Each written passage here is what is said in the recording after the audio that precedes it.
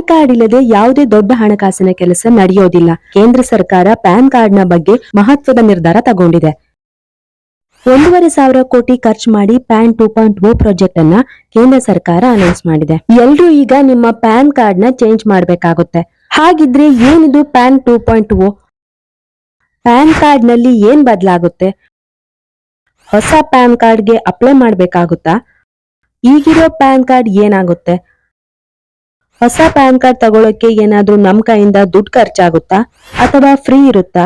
ಇದೆಲ್ಲದರ ಬಗ್ಗೆ ಈ ವಿಡಿಯೋದಲ್ಲಿ ತಿಳಿಸ್ಕೊಡ್ತೀನಿ. ಎಂಡ್ ತನಕ ಈ ವಿಡಿಯೋನ ನೋಡಿ. ಈ ವಿಡಿಯೋ ತುಂಬಾ ಇಂಪಾರ್ಟೆಂಟ್ ಆಗಿರುತ್ತೆ. ಸಾಧ್ಯವಾದಷ್ಟು ಎಲ್ರಿಗೂ ಶೇರ್ ಮಾಡಿ. ಸರ್ಕಾರ ಚೇಂಜ್ ಮಾಡೋಕೆ ಹೊರಟಿರುವಂತಹ ಪ್ಯಾನ್ 2.0 ಪ್ರಾಜೆಕ್ಟ್ ಅನ್ನ ತಿಳ್ಕೊಳ್ಳೋದಕ್ಕಿಂತ ಮುಂಚೆ ಪ್ಯಾನ್ ಅಂದ್ರೆ ಏನು ಅಂತ ತಿಳ್ಕೊಳ್ಳೋಣ. ಅದರ ಇಂಪಾರ್ಟೆನ್ಸ್ ಏನು ಅಂತ ಅರ್ಥ ಮಾಡ್ಕೊಳ್ಳೋಣ. ಪ್ಯಾನ್ ಅಂದ್ರೆ ಸಂಖ್ಯೆ ಮತ್ತೆ ಅಕ್ಷರ ಎರಡೂ ಸೇರಿರೋ ಒಂದು ಕೋಡ್. ಭಾರತದ ಆದಾಯ ತೆರಿಗೆ ಇಲಾಖೆ ಈ ಕೋಡ್ ಅನ್ನ ಇಶ್ಯೂ ಮಾಡುತ್ತೆ. ಲ್ಯಾಮಿನೇಷನ್ ಮಾಡಿರೋ ಪ್ಲಾಸ್ಟಿಕ್ ಕಾರ್ಡ್ ಮೇಲೆ ಕೋಡ್ ಅನ್ನ ಪ್ರಿಂಟ್ ಮಾಡಿ ಕೊಟ್ಟಿರ್ತಾರೆ. ಇದನ್ನ ಪ್ಯಾನ್ ಕಾರ್ಡ್ ಅಂತ ಹೇಳ್ತೀವಿ. PAN ಪ್ಯಾನ್ ಅಂದ್ರೆ ಪರ್ಮನೆಂಟ್ ಅಕೌಂಟ್ ನಂಬರ್ ಅಂತ. ಒಂದ್ಸಲ ಪ್ಯಾನ್ ಕಾರ್ಡ್ ಗೆ ಅಪ್ಲೈ ಮಾಡಿ ಈ ನಂಬರ್ ಅನ್ನ ಪಡ್ಕೊಂಡ್ರೆ ಲೈಫ್ ಟೈಮ್ ನಮ್ಮೊಂದಿಗೆ ಇರೋ ಅಂತ ಕಾರ್ಡ್ ಇದು. ಇದನ್ನ ಪದೇ ಪದೇ ಚೇಂಜ್ ಮಾಡೋಕ್ ಆಗಲ್ಲ. ಒಂದೇ ಸಲ ಸಿಗೋದು. ಜೋಪಾನವಾಗಿ ಇಟ್ಕೋಬೇಕು. ಅಯ್ಯೋ ಕಳೆದೋಯ್ತು ಇನ್ನೊಂದ್ ಮಾಡಿಸ್ಕೋತೀನಿ ಅಂದ್ರೆ ಆಗಲ್ಲ. ಹಣಕಾಸಿನ ವ್ಯವಹಾರವನ್ನ ಬ್ಯಾಂಕ್ ಮೂಲಕ ಮಾಡ್ತಿರ್ತೀವಿ. ಇದಕ್ಕೆಲ್ಲ ಪ್ಯಾನ್ ಕಾರ್ಡ್ ಕಡ್ಡಾಯ ಆಗಿರುತ್ತೆ. ಒಂದು ವೇಳೆ ಒಬ್ಬ ವ್ಯಕ್ತಿ 10 ಬ್ಯಾಂಕ್ ಅಲ್ಲಿ ಅಕೌಂಟ್ ಓಪನ್ ಮಾಡ್ಕೊಂಡು ಅಲ್ಲಿ ಹಣಕಾಸಿನ ವ್ಯವಹಾರವನ್ನ ನಡೆಸ್ತಿದ್ರೆ ಅದಕ್ಕೆಲ್ಲ ಈ ಒಂದು ಪ್ಯಾನ್ ಕಾರ್ಡ್ ನ ಮೂಲಕ ಹಣಕಾಸಿನ ಡೀಟೇಲ್ಸ್ ಅನ್ನ ತಿಳ್ಕೊಳ್ಳೋದಿಕ್ಕೆ ಸುಲಭ ಆಗುತ್ತೆ. ಭಾರತದಲ್ಲಿ 78 ಕೋಟಿ ಜನರ ಹತ್ರ ಪ್ಯಾನ್ ಕಾರ್ಡ್ ಇದೆ. ಈ ಪ್ಯಾನ್ ಕಾರ್ಡ್ ನ ಅಪ್ಡೇಟ್ ಮಾಡ್ಬೇಕು ಅಂತ ಸರ್ಕಾರ ಪ್ರಾಜೆಕ್ಟ್ 2.0 ನ ಅಪ್ರೂವ್ ಮಾಡಿದೆ.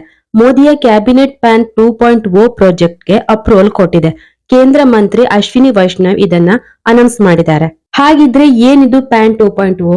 ಕೇಂದ್ರ ಸರ್ಕಾರ ಪ್ಯಾನ್ ಕಾರ್ಡ್ ನ ಫುಲ್ಲಿ ಡಿಜಿಟಲೈಸ್ ಮಾಡೋದಕ್ಕೆ ಹೊರಟಿದೆ. ಪ್ಯಾನ್ ಬಳಸೋದಕ್ಕೆ ಇನ್ನೂ ಈಸಿ ಆಗ್ಲಿ ಅಂತ 15-20 ವರ್ಷದ ಹಳೆಯ ಸಾಫ್ಟ್ವೇರ್ ಅನ್ನ ಅಪ್ಡೇಟ್ ಮಾಡೋದ್ರ ಮೂಲಕ ಸಾಕಷ್ಟು ಚೇಂಜಸ್ ಮಾಡೋದಕ್ಕೆ ಸರ್ಕಾರ ನಿರ್ಧಾರ ಮಾಡಿದೆ. ಇದರಲ್ಲಿ ತುಂಬಾ ಇಂಪಾರ್ಟೆಂಟ್ ಅಂದ್ರೆ ನಮ್ಗೆಲ್ಲ ಬೇಕಾಗಿರೋದು ಅಂತ ಅಂದ್ರೆ QR ಕೋಡ್. ಹೌದು ಸ್ನೇಹಿತರೆ, ಸರ್ಕಾರ ಪ್ಯಾನ್ ಕಾರ್ಡ್ ಅಲ್ಲಿ ಇದೇ ಮೊದಲ ಬಾರಿಗೆ QR ಕೋಡ್ ಅನ್ನ ಇಂಟ್ರೊಡ್ಯೂಸ್ ಮಾಡ್ತಿದ್ದಾರೆ. ನಿಮ್ಗೆಲ್ಲ ಗೊತ್ತಿರೋ ಹಾಗೆ ಪ್ರತಿಯೊಂದರಲ್ಲೂ ಕೂಡ QR ಕೋಡ್ ಅನ್ನ ಬಳಸ್ತಿದ್ದಾರೆ. ಸರ್ಕಾರ ಕೂಡ ಪ್ಯಾನ್ ಕಾರ್ಡ್ ಅಲ್ಲಿ QR ಕೋಡ್ ಅನ್ನ ಹಾಕ್ಬೇಕು ಅಂತ ಡಿಸೈಡ್ ಮಾಡಿದೆ.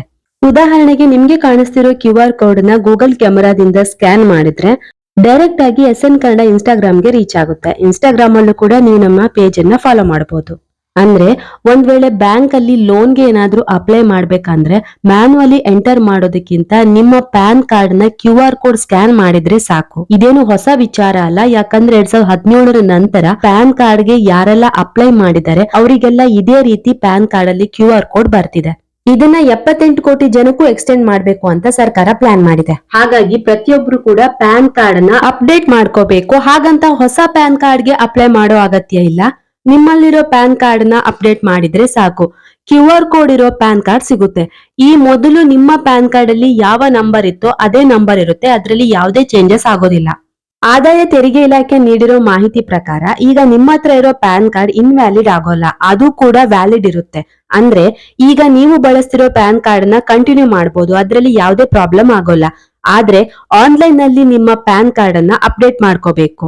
ಎಲ್ಲದಕ್ಕಿಂತ ಮುಖ್ಯವಾಗಿ ಗಮನಿಸಬೇಕಾದ ವಿಚಾರ ಅಂತಂದ್ರೆ ಮೊದಲು ಪ್ಯಾನ್ ಕಾರ್ಡ್ UTI ನಿಂದ ಇಶ್ಯೂ ಆಗಿದೆಯಾ ಅಥವಾ NSDL ನಿಂದ ಇಶ್ಯೂ ಆಗಿದೆಯಾ ಅಂತ ನೋಡ್ಕೋಬೇಕು. ಅದು ಹೇಗ್ ಗೊತ್ತಾಗುತ್ತೆ ಅಂದ್ರೆ ನಿಮ್ಮ ಪ್ಯಾನ್ ಕಾರ್ಡ್ ಅಲ್ಲಿ ಬರ್ದಿರುತ್ತೆ. UTI ನಿಂದ ಇಶ್ಯೂ ಆಗಿದ್ರೆ UTI ವೆಬ್ಸೈಟ್ ಅಲ್ಲಿ ನಿಮ್ಮ ಪ್ಯಾನ್ ಕಾರ್ಡ್ ಅನ್ನ ಅಪ್ಡೇಟ್ ಮಾಡ್ಕೋಬೇಕು. ಹಾಗೆ NSDL ನಿಂದ ಇಶ್ಯೂ ಆಗಿದ್ರೆ ಅದಕ್ಕೂ ಕೂಡ ಸಪರೇಟ್ ಆಗಿ NSDL ವೆಬ್ಸೈಟ್ ಇರುತ್ತೆ. ಅದರ ಮೂಲಕ ಅಪ್ಡೇಟ್ ಮಾಡ್ಕೋಬಹುದು. ಹಾಗೇನೆ ನಿಮ್ಮ ಮೇಲ್ ID ನ ಇನ್ಕಮ್ ಟ್ಯಾಕ್ಸ್ ವೆಬ್ಸೈಟ್ ಅಲ್ಲಿ ರಿಜಿಸ್ಟರ್ ಮಾಡಬೇಕು. ಯಾಕಂದ್ರೆ ನೀವು ಪ್ಯಾನ್ ಕಾರ್ಡ್ ನ ಅಪ್ಡೇಟ್ ಮಾಡಿದಾಗ ನಿಮ್ಮ ರಿಜಿಸ್ಟರ್ಡ್ ಮೇಲ್ ID ಗೆ QR ಕೋಡ್ ಇರೋ ಅಂತಹ ಪ್ಯಾನ್ ಕಾರ್ಡ್ ಡಿಜಿಟಲ್ ಕಾಪಿ ಬರುತ್ತೆ. ಇದಕ್ಕೆ ಯಾವುದೇ ಚಾರ್ಜಸ್ ಇರೋದಿಲ್ಲ. ಫ್ರೀ ಆಗಿರುತ್ತೆ. ಪ್ರತಿಯೊಬ್ರು ತಿಳ್ಕೊಳ್ಬೇಕಾಗಿರುವಂತ ಇನ್ನೊಂದು ಒಳ್ಳೆ ವಿಚಾರ ಅಂತಂದ್ರೆ ಟ್ಯಾನ್ ಟಿನ್ ಎಲ್ಲ ಬಂದ್ ಆಗುತ್ತೆ. ಪ್ಯಾನ್ ಒಂದೇ ಅಲ್ಟಿಮೇಟ್ ಕಾರ್ಡ್. ಇನ್ಮುಂದೆ ಬಿಸ್ನೆಸ್ ಮ್ಯಾನ್ ಗಳಿಗೆ ಕಂಪನಿಗಳಿಗೆ ಟ್ಯಾನ್ ಟಿನ್ ಅಂತ ನಂಬರ್ ಗಳು ಇರೋದಿಲ್ಲ. ಒಂದು ಕಂಪನಿ ಇನ್ನೊಂದು ಕಂಪನಿ ಜೊತೆ ವ್ಯವಹಾರ ಮಾಡೋದಕ್ಕೆ ಟ್ಯಾನ್ ಟಿನ್ ಯೂಸ್ ಆಗ್ತಿತ್ತು. ಟ್ಯಾನ್ ಅಂತಂದ್ರೆ tax deduction and collection account number. ಇದು 10 ಅಂಕಿಯ ನಂಬರ್ ಆಗಿರುತ್ತೆ.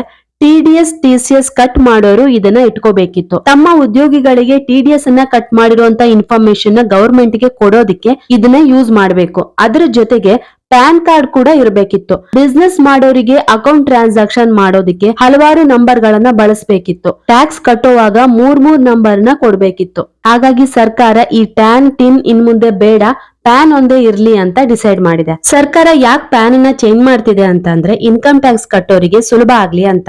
ಹೌದು, 140 ಕೋಟಿ ಜನಸಂಖ್ಯೆಯಲ್ಲಿ ಕೇವಲ 1.6% ಅಷ್ಟು ಜನ ಮಾತ್ರ ಇನ್ಕಮ್ ಟ್ಯಾಕ್ಸ್ ಅನ್ನ ಕಟ್ತಿರೋದು. ಅಂದ್ರೆ 2,24,00,000 ಜನ ಮಾತ್ರ ಟ್ಯಾಕ್ಸ್ ಕಟ್ತಿರೋದು. ಹಾಗಾಗಿ ಈ ಸಂಖ್ಯೆನ ಜಾಸ್ತಿ ಮಾಡ್ಬೇಕು ಅಂತ ಸರ್ಕಾರ ಟ್ಯಾಕ್ಸ್ ಕಟ್ಟೋರಿಗೆ ಸುಲಭ ಆಗೋ ರೀತಿ ಮಾಡ್ಬೇಕು ಅನ್ನೋ ಉದ್ದೇಶ. ಟ್ಯಾಕ್ಸ್ ಕಟ್ಬೇಕು ಅಂತ ಅನ್ಕೊಂಡಿರೋರು ಸಹ ಟ್ಯಾಕ್ಸ್ ಕಟ್ಟೋ ಪ್ರೊಸೆಸ್ ನೋಡಿ ಸಾವಾಸನೆ ಬೇಡ ಅಂತ ಹೋಗ್ತಾರೆ. ಜಾಸ್ತಿ ಜನ ಟ್ಯಾಕ್ಸ್ ಕಟ್ಟಿದ್ರೆ ಸರ್ಕಾರಕ್ಕೆ ಲಾಭ ಅಲ್ವಾ? ಇದೇ ಉದ್ದೇಶದಿಂದ ಪ್ಯಾನ್ ನಲ್ಲಿ ಮಹತ್ವದ ಚೇಂಜಸ್ ಅನ್ನ ಮಾಡ್ತಿರೋದು. ಈಗ ಇರೋ ಆದಾಯ ತೆರಿಗೆ ಕಾಯ್ದೆಯನ್ನ ತೆಗೆದುಹಾಕಿ ಡೈರೆಕ್ಟ್ ಟ್ಯಾಕ್ಸ್ ಕೋಡ್ ಅನ್ನ ತರೋ ಪ್ಲಾನ್ ಮಾಡಿದೆ. ಎಲ್ಲವೂ ಕೂಡ ಒಂದಕ್ಕೊಂದು ಇಂಟರ್ಲಿಂಕ್ ಆಗಿರುತ್ತೆ. ಈ ಯೂಸ್ಫುಲ್ ಇನ್ಫಾರ್ಮೇಶನ್ ನ ಎಲ್ರಿಗೂ ಶೇರ್ ಮಾಡಿ, ಸಬ್ಸ್ಕ್ರೈಬ್ ಆಗೋದನ್ನ ಮರಿಬೇಡಿ. ಮತ್ತೆ ಮುಂದಿನ ವಿಡಿಯೋದೊಂದಿಗೆ ಭೇಟಿ ಆಗೋಣ ಸ್ನೇಹಿತರೆ. ಧನ್ಯವಾದಗಳು.